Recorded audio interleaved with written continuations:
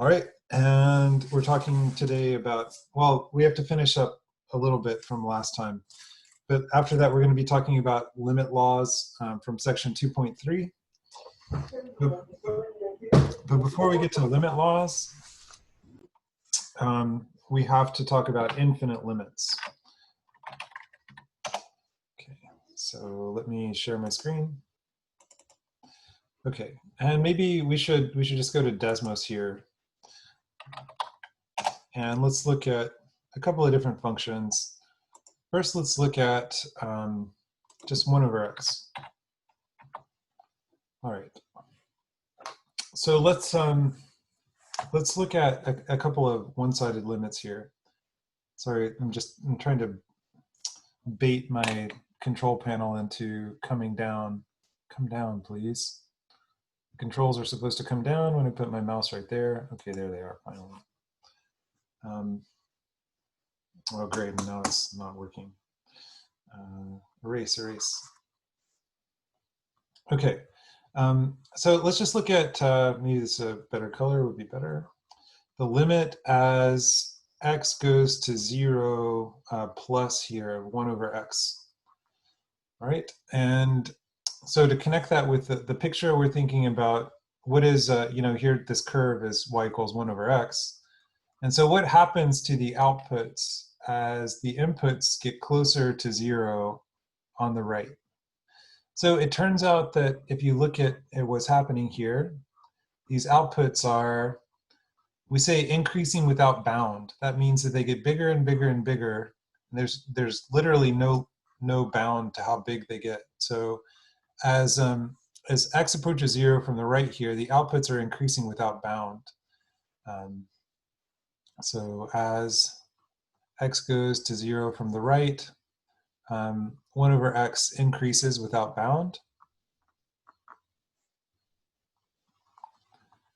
And when that happens, we say that the limit is infinity.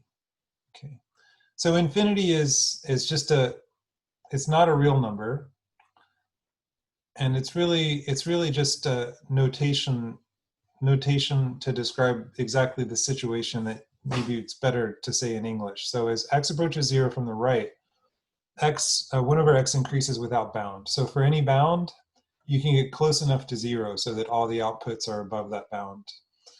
And the same thing can happen, similar thing here is happening if you approach 0 from the left. So the limit as x approaches 0 from the left of 1 over x. If we look at that stuff, so what's happening to these outputs as we approach 0 from the left?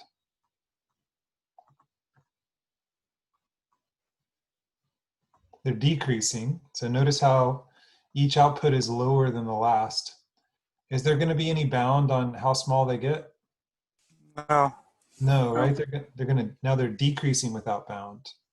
And when that happens, we say that the limit is negative infinity. And so that just means that as x approaches 0 from the left, 1 over x decreases without bound.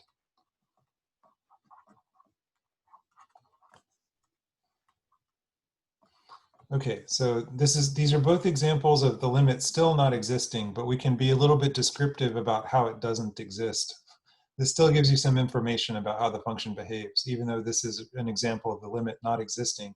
The reason the limit doesn't exist is because neither infinity nor negative infinity is a real number. The limit only exists when the limit is a real number. So let's clear these and look at a slightly different situation. I'm just going to change this to y equals 1 over x squared. Still pretty similar. So here's y equals 1 over x squared. Okay, so now let's do the limit as x goes to 0 plus 1 over x squared. Can somebody tell me what that is? Positive infinity? Yes, positive infinity, good. And now let's do the limit as x goes to 0 from the other side. And what is that equal to? Negative infinity. It's up here, right? What's up here? Positive infinity. It's also positive infinity.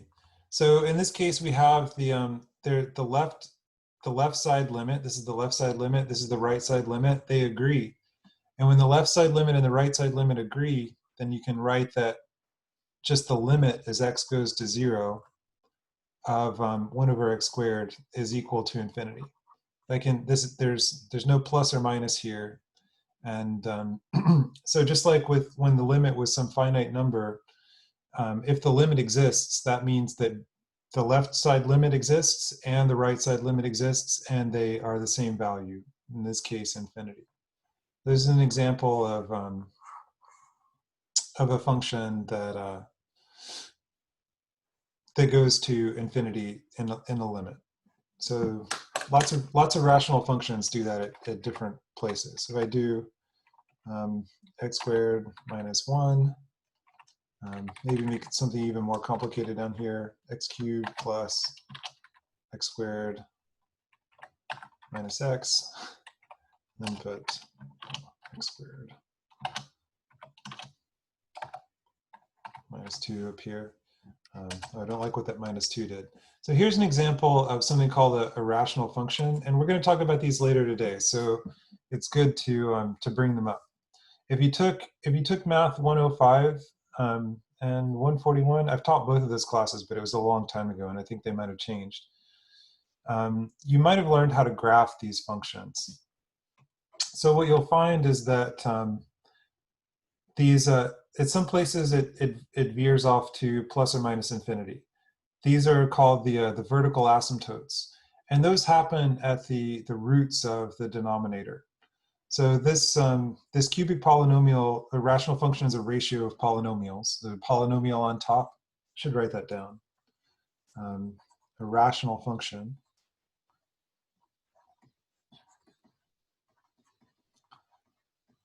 is f of x equals p of x divided by q of x, where p and q are polynomials.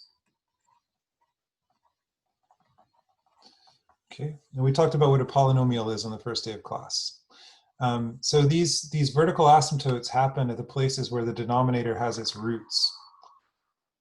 So I can't factor this immediately in my head, but I know that the denominator has one root there and another root right here. Okay. So at the vertical asymptotes, it goes to plus or minus infinity. If we knew what this root was, then we could set that up. Okay, so that's just a warm up for later. Rational functions will come back. Okay, so now we're going to talk about the limit laws, and there's a big table of them. So rather than you watching me write them all down, I think what we'll do is we'll just go to the textbook and get them from there. So I'm going to Google OpenStax Calculus 1.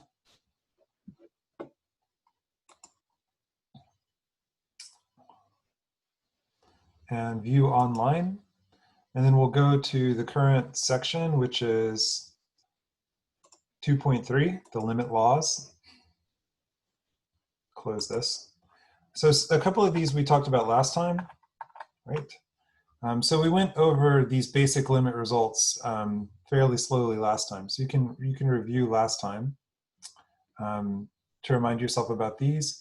So this says that if the function is just x, so this is the boring function that does nothing. If the output of the function is the same as the input of the function, and you take the limit as x goes to any value, then the limit just is that value. That makes sense. And then the limit as x goes to any value for the constant function c. Just to remind you about the c here. Sorry, this whiteboard doesn't have the nice feature that makes straight lines. So these are supposed to be axes. And now if I graph a constant function, a constant function is just a horizontal line. So this is y equals c. And then it's saying no matter what a is, if you take a limit as inputs approach a, then as the outputs approach c, which is clear because the output is just always c. Right? So those are kind of our first two limit laws, even though we did them last time. And then they do a couple of examples here. So this is one nice thing I like about the book is that they don't show you the solution. So we can, what is the answer to A here? What's the limit as x approaches 2? 2. I think you said 2, right? Yeah, it's 2. And now for B, what's the limit as x approaches 2? 5. Yeah, 5, right. Okay, excellent. So these are just using these two rules, okay? Turns out there are a lot more of these. So here they are. So this is what I didn't want to write down, but I'll go through here and talk about each of these and give examples. Maybe I can make this, should I try to do a split screen? I think that'll work okay. We'll try to split things up between my notepad and the book. And let me, okay, so I'll just draw over here. Is this working? Okay, great. So let's look at the sum law for limits, okay, and give an example of that. So, you know, let's say the f of x is equal to x plus 3. We want to take the limit as x goes to 1 of x plus 3. Okay. What the sum rule is saying here is that I can turn this into the limit as x goes to 1 of x plus the limit as x goes to 1 of 3. And we can do each of these based on our previous laws. What is this first one? 1. 1, perfect. And what is the second one?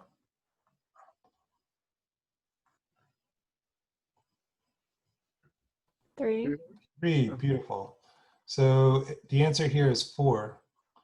So something interesting happens here. Let me just point it out. We took the limit as x goes to 1 of f of x, and the answer turned out to be equal to f of 1. And so this often happens that you can evaluate a limit just by plugging in.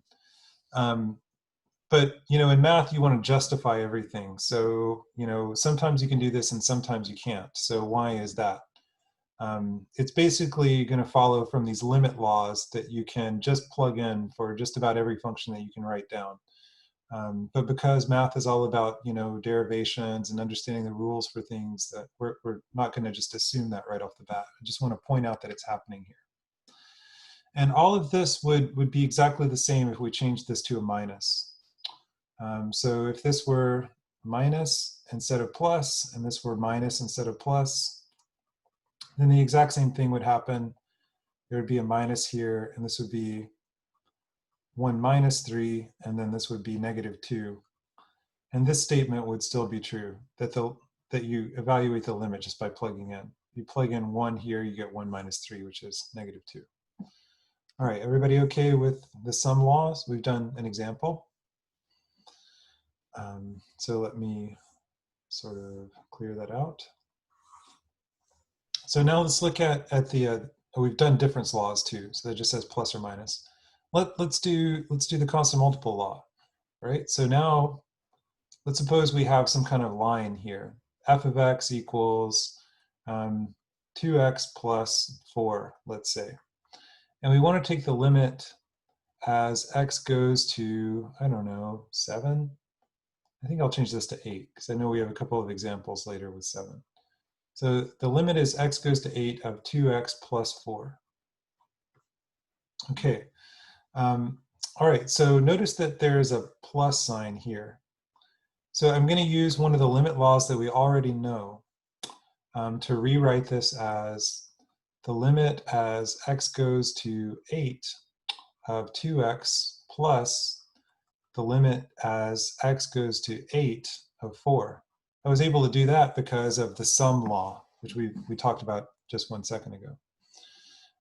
Now, notice there's 2 times x here. So what I'm going to do is I'm going to use this new law that we're talking about, which is the constant multiple law. And this is what it's saying.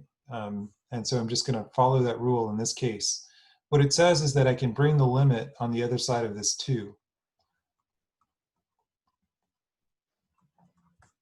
All right.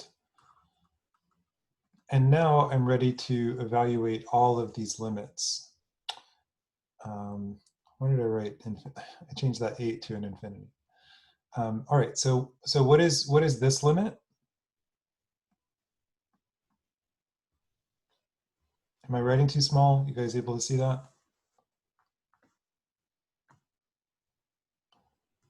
My speaker is on. At least It'd one. be 16. Yeah, all together it will be 16 because it will. This one will be 8, and then it'll be 2 times 8, which is 16, right? And now what is this limit? Oh, I'm sorry. It's just, 4. is right, and it's turned to an infinity also. Sorry. Yeah, that one is just 4, and so this is 16 plus 4 equals 20. Okay, great. All right, so let's keep going. So the next one is the product law. So let's do the limit as, let's say f of x is equal to the product of a couple of functions. Let's say x plus 4 and 2x minus 1. And we want to know what is the limit as x goes to 3 of x plus 4 times 2x minus 1. Right. So the product law is saying that I can rewrite this as the limit as x goes to 3 of x plus 4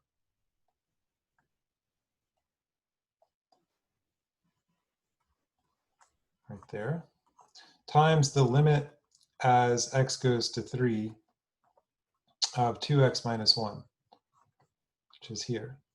Okay, so can anybody tell me what this first limit is? What is this?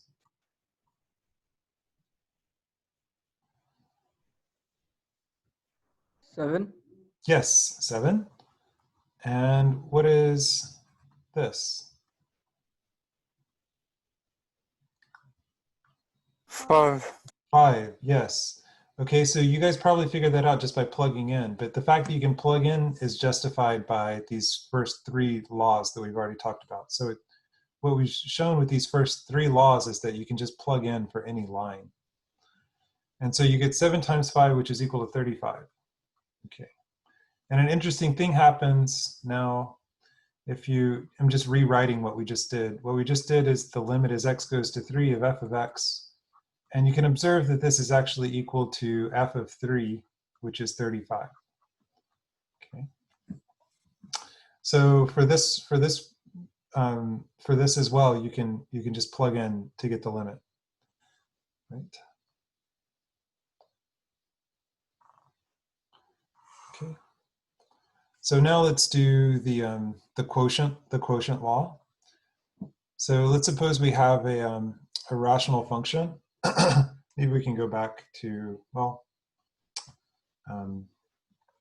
say f of x is equal to, actually there's no reason we can't use this.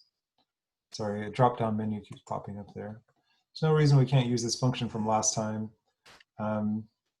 X squared plus x over x cubed plus x squared minus x minus 1. So I'm using a rational function as my example. And let's suppose that we want to know the limit. Oh, you know what this is? I probably shouldn't do this because we haven't talked about full-blown polynomials yet.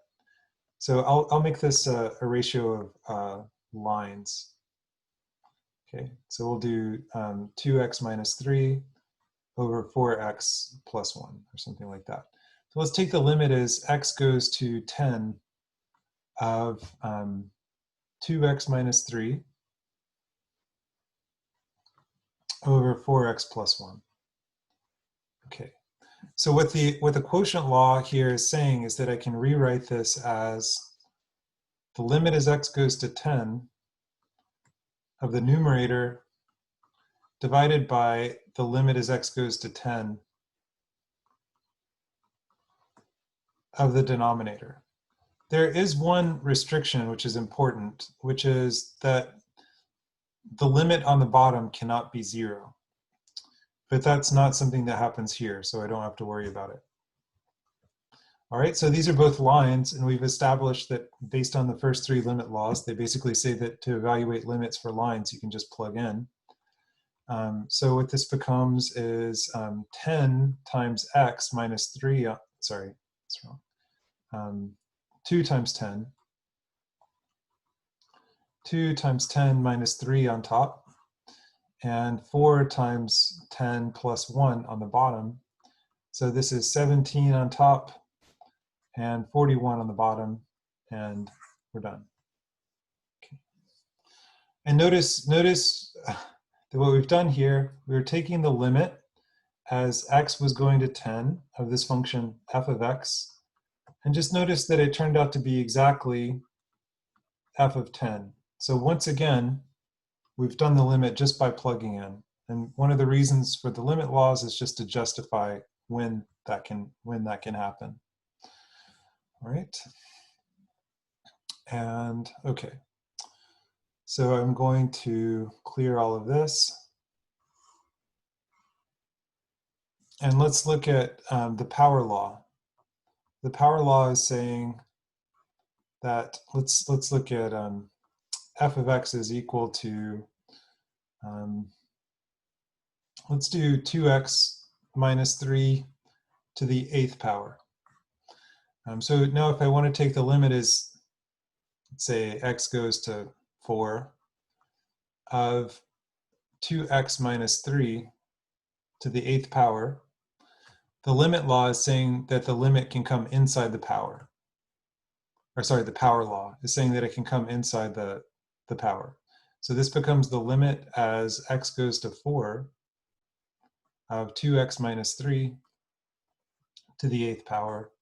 This is a line, so we're just going to plug in. So this becomes 2 times 4 minus 3 to the 8th power.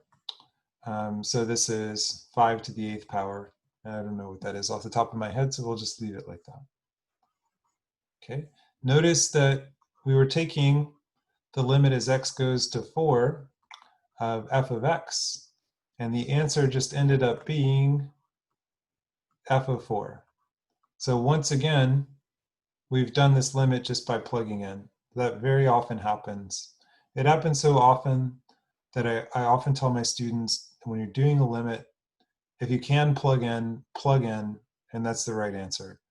You know, if you're a real sadist could make up an exception to that rule, but we're not trying to trick anybody. So this, if you can plug in. The reason that it works so often is because most of the functions that we deal with are continuous. And later that you'll notice if you look at the table of contents for the textbook that there's an entire chapter called continuity. So we will spend an entire day talking about continuity. But just to give a little preview, what it basically means is that the graph of the function is a smooth, unbroken line. So in other words, a continuous line. And continuous functions have the property that you can evaluate limits by plugging in. So whenever the function is continuous, this is an example of a continuous function, you can evaluate the limit by plugging in. So it turns out that lines are continuous. You can see here that rational functions are continuous. They're continuous where they're defined. These places where it has vertical asymptotes. Oh, look, this is at 1, isn't it? It must have, the denominator has a root here at 1. Yep. So this function is actually discontinuous at 1, but it's also not defined at 1. And so what you'll find for rational functions is that they're continuous everywhere they're defined. What you'll find for polynomials is that they are continuous everywhere. So any polynomial can write down anything that's a polynomial. It can be as crazy as you want. Oops. Right. Something like this. No matter which polynomial you write down, its graph is a smooth, unbroken line. It's continuous everywhere. And it follows from that whenever you're taking a limit for a polynomial, let's give an example. So here's an example of a polynomial. P of x equals x squared plus 2x plus 1. And now I want the limit as x goes to 3, let's say, of p of x here. So what I want to call your attention to is the fact that this is just p of 3. But let's go through and sort of prove it using these limit laws, which are kind of axioms. So we're going to prove this kind of from the axioms. So how can we do that? So we'll write down the limit as x goes to 3 of x squared plus 2x plus 1. The first thing that I'll do is I'll use the sum law. So this is the same thing as the limit as x goes to 3 of x squared plus the limit as x goes to 3 of 2x plus the limit as x goes to 1. Oh, sorry, duh, right. It's the limit as x goes to 3 of 1, okay? All right, so we're just going to use the laws to beat this down into the ground, okay? I'm going to try to be really careful just this one time. So the reason that we could do that is because of the sum law, which is the first law here. Okay, now let's work on some of these other ones individually. Okay, so this one on the left, I can rewrite this as the limit as x goes to 3 of x squared. So what law on this list justifies that move? Power. This one, right? The power law. The power law justifies that. So here there was a square applied to this x, and I brought the limit inside the square. It's the power law that says that I can do that. So I'll just write power here. Power law. And let's do this one. So this is the same thing as 2 times the limit as x goes to 3 of x, right? So what I did is I moved this 2 outside the limit. So which one of these laws justifies that? Moving the 2 outside? Product law? This one, the constant multiple law. Constant multiple law says that any constant can come outside, just like this. Okay, so this is the constant multiple law. Oh, and also the product law. Yes, you could, right. So you could also view this as a product of 2 and x, and then the limit is x. So if we did it that way, this would be the limit as x goes to 3 of 2 times the limit as x goes to 3 of x. And then the limit as x goes to 3 of 2 is just 2. So then you get 2 times the limit as x goes to 3 of x. Excellent. Okay, so that's a different, equally correct justification. Okay, so, or you could just do the constant multiple rule. All right, and this limit we can just evaluate. What is this limit? 1. 1, good. And notice that there's even a rule justifying that up here. They call it basic limit result number 2. That's what justifies that. Okay, and actually we can use this first rule here, basic limit result number 1, to justify evaluating this. So what is this going to be? What's the limit as x goes to 3 of x? 6.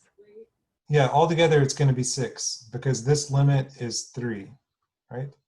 The reason that that limit is 3 is because of this rule right here, 2.14, okay? And that also justifies plugging in 3 here also, same rule. So this is 3 squared plus 2 times 3 plus 1, okay? And so what is that? That's 9 plus 6 plus 1. So that's 9 plus 7, which is 16. Okay. And just observe that we also would have gotten 16 if we had just plugged in 3 in the first place. Because if we plugged in 3, we would get 9 plus 6 plus 1, which is 16. Okay, so we didn't formally prove it.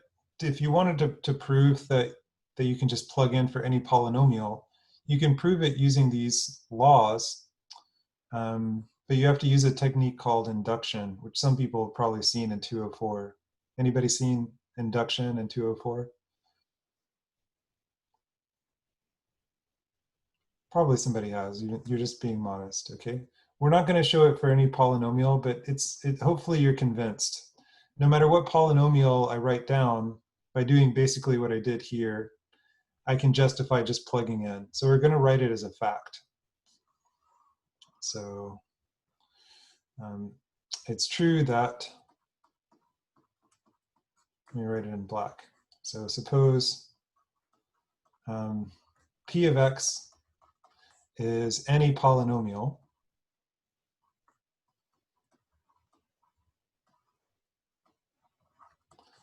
and A is just some real number. So A is any number in the real numbers. Then the limit as x goes to A of P of x is just P of A. So in other words, you can just plug in to evaluate any limit concerning a polynomial. And it's only a little bit different if you think about rational functions. Okay, so suppose P of x over Q of x is a rational function. That means P and Q are polynomials.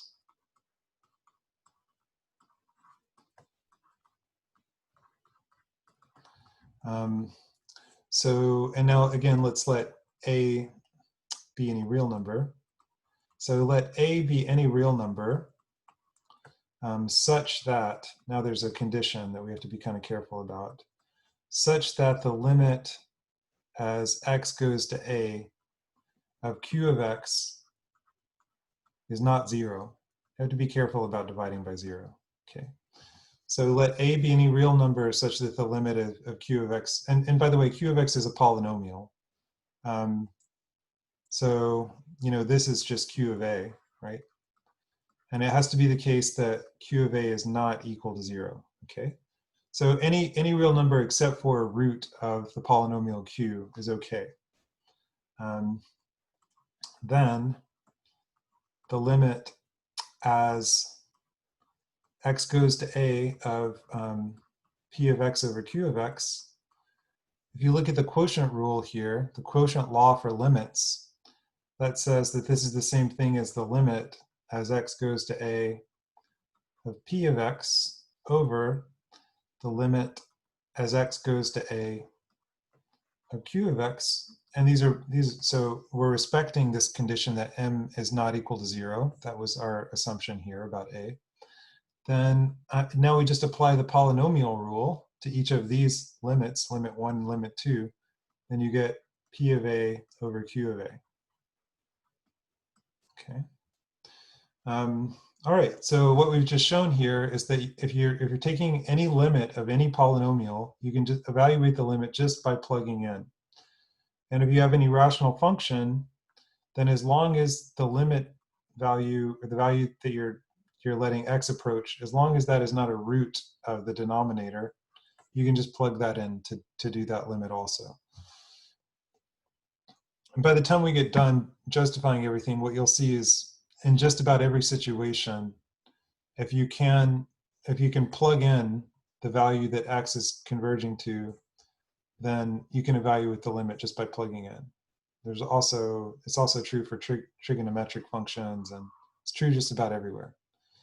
There's one last rule that we haven't talked about here, which is the root law for limits.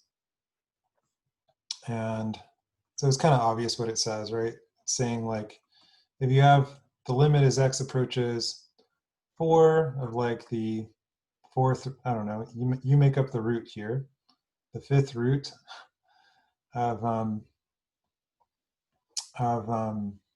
whatever, like x. This is just going to be the 5th root of the limit as x approaches 4 of x which is the fifth root of 4, which is just the fifth root of 4. If you put the power law and the root law together, then you can justify coming inside any exponent or any rational exponent. You have, x to the 4/3, the same thing as x to the 1/3 to the 4th. So if you're going to do something like, what is the limit as x goes to 1 of x to the 4/3, by the power law, this is going to be just the same thing as the limit as x goes to 1 of x to the 1/3 to the 4th. And then the root law is going to say that it can come inside the 1/3 also. And so you'll get the limit as x goes to 1 of x to the 1/3 to the 4th, which is 1 to the 1/3 to the 4th, which is just 1 to the 4/3. So in other words, we did this limit just by plugging in. So this is just another example of a case where you can do the limit simply by substituting the value for the variable. So if it's possible to do that, that virtually always works, unless somebody is just a mean bastard and has come up with some case where it doesn't work. So just to let me be that bastard. I'll come up with a case where it doesn't work just to show you how that could happen. So it can't be any kind of natural function that you can just write down, because almost all the functions that you can write expressions for, they're smooth and continuous, and so you can plug in. So in order to get one of these monsters that is poorly behaved, you have to do something like define it by cases. So we'll make 2 cases over here. So there's several things that you could do to be tricky, I guess. You could put a hole right here, right? And then put the actual value of the function up there. So here's y equals f of x. So let's say that this is 3 and that the hole is at 4, but the value of the function is actually at 5. Okay. So what this solid dot here is saying is that the value f of 3 is 5. So now if we wanted to take the limit as x approaches 3 of f of x, what is this limit actually equal to? This is stuff from last time. 5. It's actually, this limit is actually equal to 4, because remember, when you're evaluating the limit, the only thing that matters is what happens near 3, not what happens at 3. What happens at 3 is irrelevant. What happens near 3 is what determines the limit. And all the information near 3 is suggesting that the answer is going to be 4, and so it is. The limit is 4, but the actual value, if you plug in 3, is 5. So in this case, this plugging in trick doesn't work. On the other case, this is an effed up function that you would never encounter, right? Like, you probably never seen, you can't write down an algebraic expression that gives a graph that has like a hole and then a jump. That just never happens. But you can define bad functions like this. Notice that this is a discontinuity, right? This is something called a jump. What do they call this? I think they call this a removable discontinuity. But anyway, it's a discontinuity. And we haven't said what that means precisely, but you can just tell by the way we use the English language that the curve here is not continuous because there's a hole in it. So this is a discontinuity. And it's only where you find discontinuities that this plugging in trick breaks down. And the reason it almost always works is because almost any function that you care to name, like let's just try to make up some monster function here, like sine of x cubed plus 2x minus tangent of 2x. Okay, so as bad and crazy as this thing is, it's mostly continuous. It actually does have a couple of discontinuities. You can see that it's going kind of crazy there. This is actually kind of an interesting function. So what it's doing is, here you've got sine on the outside, and for certain values, you've got tan on the inside. Remember what tangent looks like? Let's just put tan 2x here. So tangent occasionally goes off to plus or minus infinity. So what's happening is, when tangent on the inside becomes plus or minus infinity, it's causing sine to do kind of all of its infinitely many squiggles at once. We've already looked at this function, which is sort of the simplest example of that. Remember this guy, sine of 1 over x? So this was an example of a limit that did not exist. The limit is x goes to 0 for sine of 1 over x. So that basic thing is happening in this expression. So the places where tangent goes off on plus or minus infinity are causing discontinuities. So there's, we call that, so now is where you need the mathematical definition, right? Because the English language, just intuitive use of the English language is breaking down a little bit. Like, just based on the way me and my 4-year-old use the word continuous, is this continuous or not at this value? It turns out that according to the formal mathematical definition, it's discontinuous there. And it's a little bit disappointing to prove to you that that's the case, because this is actually the mathematical definition of continuity. So we say, I'll just go ahead and give that now. So a function f of x is continuous. This is the definition, so I'll underline it. Continuous at x equals a if the limit as x goes to a of f of x is equal to f of a. That's actually just the definition of continuity. It's not me making it up. It's in the book. It's the definition that all mathematicians agree on. So taking this value here, so why is it that the function would be discontinuous there? It's because if I have to turn on my thing here. Let's just, I don't know what this point is. Change colors, that's bad. Let's just call this point A, okay? So that's A. So the limit as x approaches this value of A, of this function f of x, here's f of x, okay. The limit as x approaches A of this function simply does not exist. Okay, that's because as you creep up on A here, the values just don't settle down. They don't stabilize to any particular output. So the function does not exist. So if the function does not exist, then it's definitely not true that the limit is equal to f of a. This actually has some implicit assumptions here. So several things have to go right before this even makes sense. One thing that has to happen is that f of a has to be defined. Okay. So this can't be true if f of a is not defined. And actually for this function, f of a is not even defined here, so that's another problem. So this assumes that f of a is defined. Another thing is that this limit has to exist.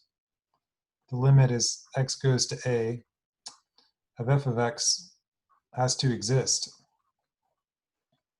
And that doesn't happen here, so that's another problem.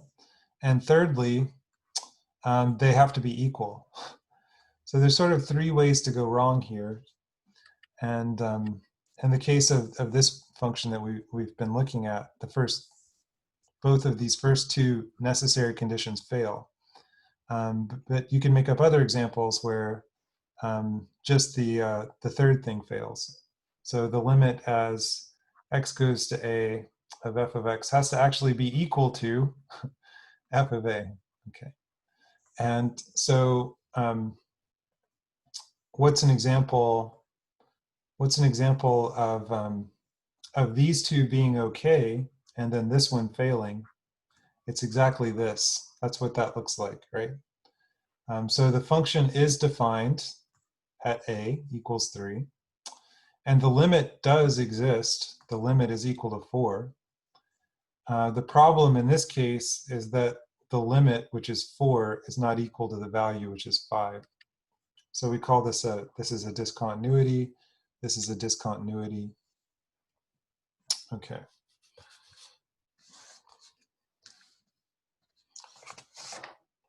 All right, so we've made pretty good progress here.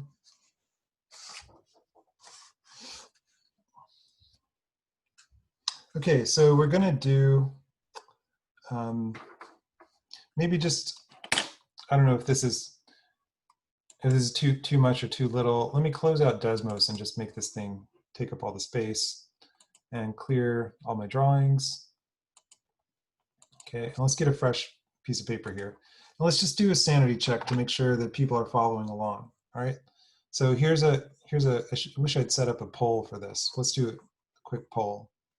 So what is the limit as x approaches 2 of x cubed minus 2 times x squared plus 4? That's one question. And another question is, what is the limit as x approaches minus 1 of x cubed minus x divided by x squared plus 13x minus 3? So what are the answers here? What's the answer to this top problem?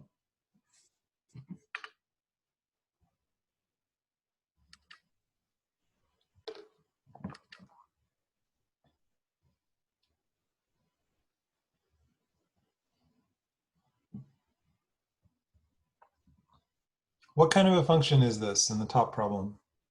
What kind of a function is that? Polynomial. Yeah, it's a polynomial. And how can you evaluate limits for polynomials? By substituting the x value in. Yeah, brilliant. Great job, Freddie. So that's right. So this is just 2 cubed minus 2 times 4 plus 4, which is 4. Okay, so polynomial, you can do that limit just by plugging in. Here's a rational function. So how can you evaluate a limit for a rational function?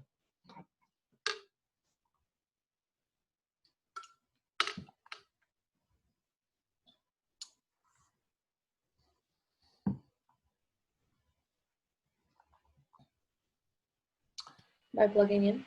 Yeah, just by plugging in. You might be a little bit nervous because it comes out to be 0 on top, but that doesn't matter. So there's no condition about what happens on top, only on the bottom. So in the bottom, you get 1 plus 13 minus 3. It's important that this thing on the bottom not be equal to 0, but it's not. So this means this is 0 over 11, which is 0. We haven't talked about it, but hopefully everybody knows 0 over anything non-zero is 0. All right, okay, so that's sort of the most important thing to get out of what we just did with the limit rules and everything like that. Okay, so now we're going to look at some techniques for evaluating limits. So we're going to look at some situations now that are a little bit ugly. So the first technique is called factoring. So you need these techniques to do the limits. And I know like the first day of class was a long time ago, but remember like the kinds of thing that we really want to do is we're mainly interested in the limits of these triangles. Remember these? So this is A and this is X. Then you have X minus A here, and you have f of X minus f of A. So if you try to do a limit like this, the limit is X goes to A of f of X minus f of A over X minus A. So this is the limit that we care about 90% of the time, because this is differential calculus. So what we're trying to do is basically figure out how to compute the slope of that tangent line right there. So we need to do this limit. These techniques that we've been talking about don't work in this case because you can't use the quotient law. So the quotient law required that the limit as x goes to a of the denominator is not equal to 0. but it always will be. It always will be in the limits that we really want to know the answer to, because you know, this is like change in distance over change in time. And what's usually happening here is that the change in time is going to 0. So all of this stuff that we just did with the quotient law and all those other limit laws, those help us understand things. But it's still the case that most of the time the limits that we care about, you have to do some other way. So let's look at an example. Let's look at the limit as x goes to 1 of x minus x to the 4th divided by 1 minus x. Okay, so here's an example where you can't use the quotient rule or the quotient law, because the limit as x goes to 1 of the denominator gives you 1 minus x, which is 0. Okay, all right. So that breaks the assumption. Just to remind everybody, okay, go back to the book here. So look, here's the quotient law for limits, and the assumption is that m is not equal to 0. But here it is equal to 0, so that means that it's hard to see how to make progress here. That's why we need these special techniques. So one technique is factoring.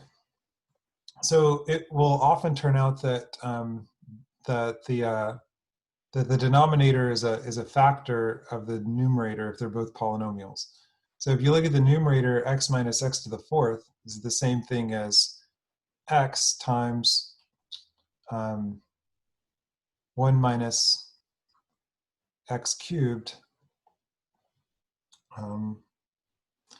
and this now is a difference of cubes. So there's some, we could factor it using the difference of cubes law, but what is this? This is like it's times 1 plus x squared times 1 minus x. I believe that's true. Okay, let's just do a quick check with if f of x is equal to, or maybe we should multiply it out. Sorry, I didn't expect that it would actually be hard to factor. I'm just going to work on the assumption that this is true. Please forgive me if it's not. So in that case, this quotient, x minus x to the 4th over 1 minus x is equal to this, okay, divided by 1 minus x. Right. So far what we have here is literally true, okay, literally true. So what does equality mean when you're doing algebra? It means for every value of x, what happens on the left side is the same as what happens on the right side if you plug in x. Now you probably have done this before in like algebra 2 in high school or something. You can cross these out, right? Zoop, zoop. And so we write equals here, but I'm going to write it in quotes because we have to, now we're being a little bit more careful and sophisticated than we normally are.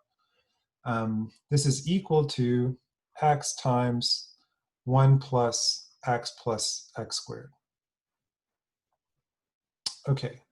Now it's not actually true that these things are equal because there's a certain value of x, right? Namely the value x equals 1, for which these two expressions are different.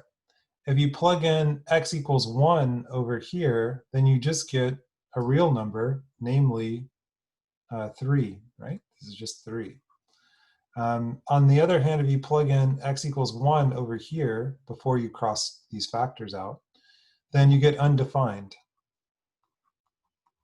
So it's undefined on the left, but it's 3 on the right. But at every value that is not 1, they are equal. So these two expressions are equal for all x not equal 1. Okay, they're equal for all x not equals 1. So fortunately, when we're doing a limit, we don't care what actually happens at 1, right? It's only the things that happen near 1 that make a difference. So this is actually perfect for our purposes. So the difference between these two expressions happens only at 1, but the limit doesn't care about what happens only at 1.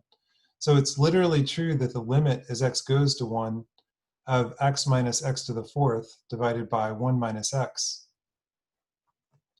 is literally equal to, with no quotation marks, the limit as x goes to 1 of x times 1 plus x squared, which is 3. Okay. So this is an example of doing a limit by the technique of factoring. So what you do is you factor the top and the bottom, and then you cross out the offending term like we did here. And then after that, you can actually plug in. After you kind of diffuse the bomb, plugging in will not be a problem. And because the limit only cares about what happens near 1, not what happens at 1, the answer that you get for this expression will be the same as the limit for the original function. Let's do a different example. Okay, so I did write down an easy one, thank God. I just got these off WebAssign and kind of didn't really look at them because I'm like, hey, I'm a master. And so let's do this one. So what is the limit as x goes to 2 of x squared plus 6x minus 16 divided by x minus 2?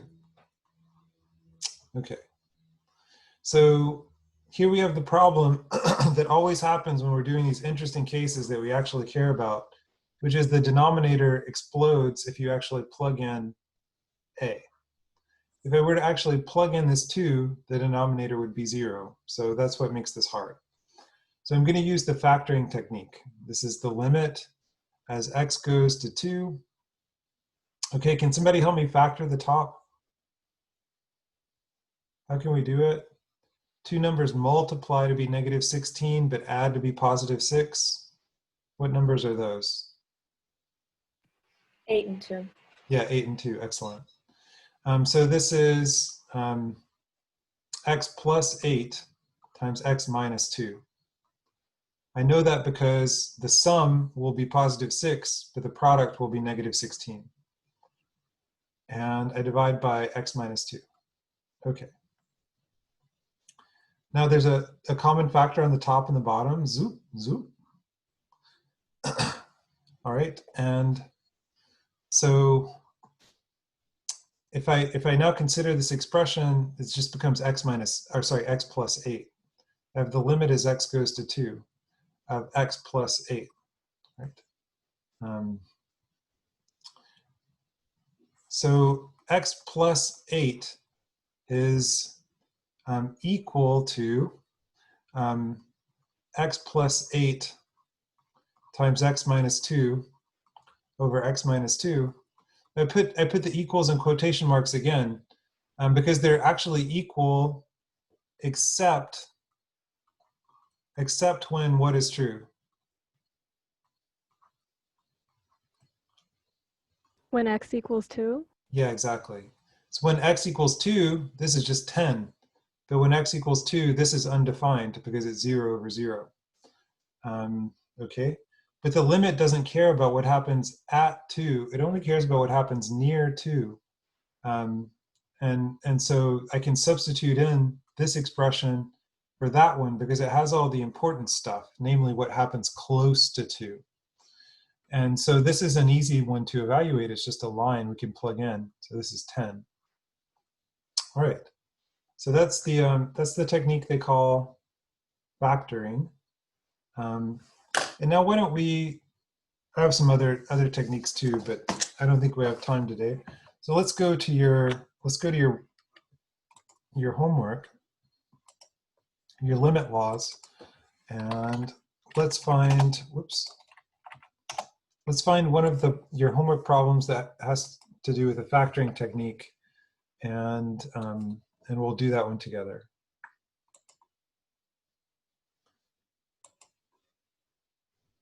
Okay. Oh, so yeah, this one, I don't know, I don't want to distract you. Let me just say for this one, you can also plug in. Even though there was no limit law about plugging in the exponent, you can. Sorry. Okay, where are these problems? Okay, here's one. Here's one. All right. So you can work on this version of the problem or on your own version of the problem. So there's also a part 2 follow-up question. So I'm gonna do breakout rooms. You can work on a screenshot of this, or if you prefer to work on your own version, then you can. But we'll spend 5 minutes working on this in the breakout sessions, and then we'll come back and we'll do the solution together. Okay, so write this down or take a screenshot or bring up your own version if you prefer to work on your own version. So I'm going to stop this share and then turn on the breakout rooms. Okay. All right, see you in a minute.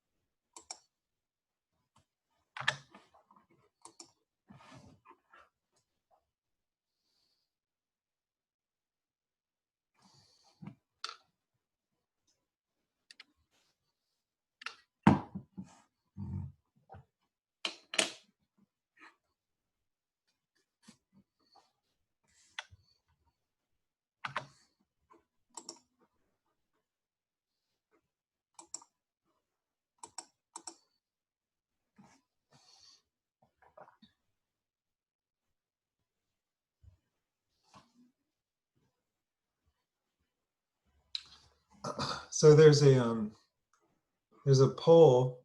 Hopefully you can see this poll asking you what the answer is.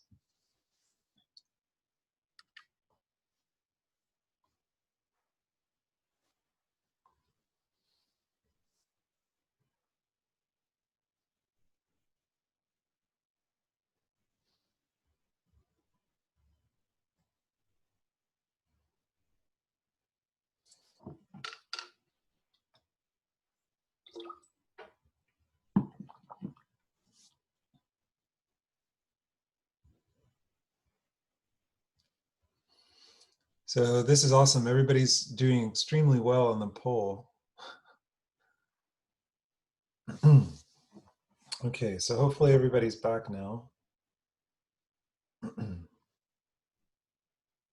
Okay, so everybody that wants to submitted an answer for the poll, and I'm gonna show you the answer. Right. So as almost everybody knows, the answer is 18. So that level of accuracy is amazing, and that's awesome. So let's share the screen and do it together. So here we are, and turn on. This thing will grace me with the pull down menu. Okay, there we go. All right, so this is an example of a difference of squares. So x squared minus 81 is x squared minus 9 squared. Whenever you have a difference of squares, you can write it as x plus 9 times x minus 9. Okay, so what you get here is x plus 9, x minus 9, divided by x minus 9. And so there's a factor in common between the top and the bottom. You can strike it out. Okay, so the limit is x goes to 9 of x plus 9 is just 9 plus 9, which is 18. All right, so that was fantastic. Can't believe 95% of the class got that right. That's incredible. Okay, so good job. And before we stop, anybody else have any questions? Oh yeah. After I put in that that value, Mhm. it followed with the follow-up questions, but it had like some like square root. It's like x as the limit approaches 4. It will be x minus 4 over the square root of x minus the square root of 4. Let me see. Okay, which is 18, right?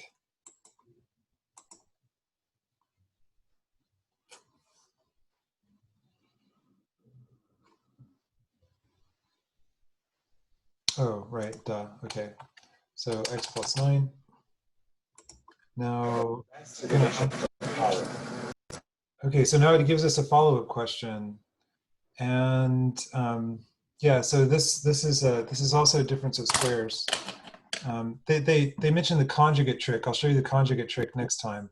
So for now, let's think of x minus 9 is the same thing as the square root of x squared minus 3 squared. It's kind of silly to do that, but you can. And then you get, this is the square root of x minus 3 times the square root of x plus 3.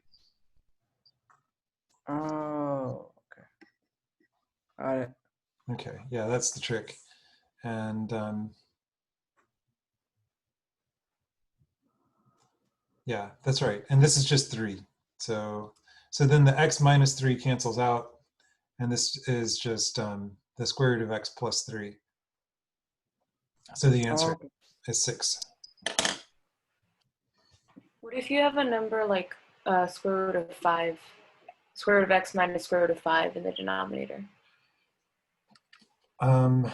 Yeah, then like do you perhaps have a number like that? Possibly. Then you would just have to, I think you would have to keep calling, you would keep calling this, just type in square root of 5 there.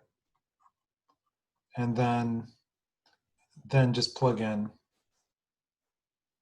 I wish that, let me stop sharing. And who said that? Sophia did. Okay, Sophia, I'm going to give you the chance to share your screen if you want to, just so I can, or you could, Sure. trying to find you here on gallery view. There you go. So I'll make you co-host, and now you can share your screen if you want to, and we can all see your problem. Okay, all right. So now on the top, you're going to get, so in that first box, you should write the square root of x plus the square root of 5. And you Okay. can just, you can type, How do I type type, that into? do SQRT. And then in parentheses x minus SQRT, or sorry, plus SQRT5. Okay. And now if you plug in 5, that'll be just 2 times SQRT5.